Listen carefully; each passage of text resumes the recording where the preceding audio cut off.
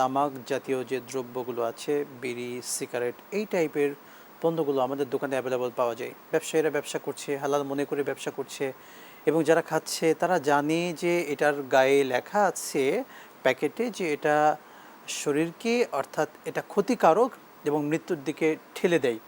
এরপরেও এই সিগারেট বা বিড়ির ব্যবসাগুলো যারা করছে, এটা বৈধ হবে কিনা? ওলা তুলকু বিআইদিকুম ইলা তাহলুকা, জি, যেই জিনিস তোমাদেরকে ধ্বংসের দিকে নিয়ে যায় সেটা তোমরা বক্ষণ করিও না। এটা কোরআনে কারীম আল্লাহ রাব্বুল আলামিন নিষেধ করে একটা দিয়েছেন। মূলনীতি বলতে পারি। হ্যাঁ, এটা একটা মূলনীতি, ওলা তুলকু বিআইদিকুম ইলা তাহলুকা।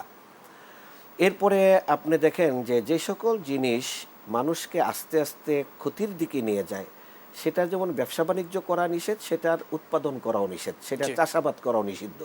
যার কারণে তামাকের ব্যবসা যারা করে অথবা তামাকের চাষ যারা করে, তামাক নিয়ে বা বিড়ি সিগারেটের ফ্যাক্টরি যারা পরিচালনা করে, এটা সম্পূর্ণটাই আমরা মনে করি যে এটা অনেক কারণেই এটা ইসলাম বৈধতার মধ্যে আনার কোনো সুযোগ রাখেনি। জি, কারণ এটার মধ্যে অনেক দুর্ঘটনা তৈরি হচ্ছে, এটার মাধ্যমে অনেক মানুষ ক্যান্সার আক্রান্ত হচ্ছে, জি। কারণ তারা গায়ে লিখতে বাধ্য হচ্ছে যে এটা স্বাস্থ্যের জন্য ক্ষতিকর। ক্ষতিকর। তাহলে ক্ষতিকর একটা জিনিস, যেটা আমরা বললাম যে ব্যবসার মধ্যে নিজের ক্ষতিও করা যাবে না, অন্যের ক্ষতিও করা যাবে না, এখানে কিন্তু দারার এবং দেরার দুইটা পাওয়া গেছে। জি, এই দুইটার কোনো একটা করার সুযোগ ইসলামে রাখেনি।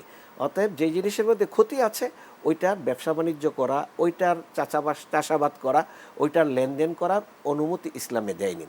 এর বাহিরেও বিড়ি সিগারেট যারা খায় তাদের মুখে ভালো ধরনের দুর্গন্ধ হয়, জি। এই দুর্গন্ধের কারণে পরিবেশ নষ্ট হয়।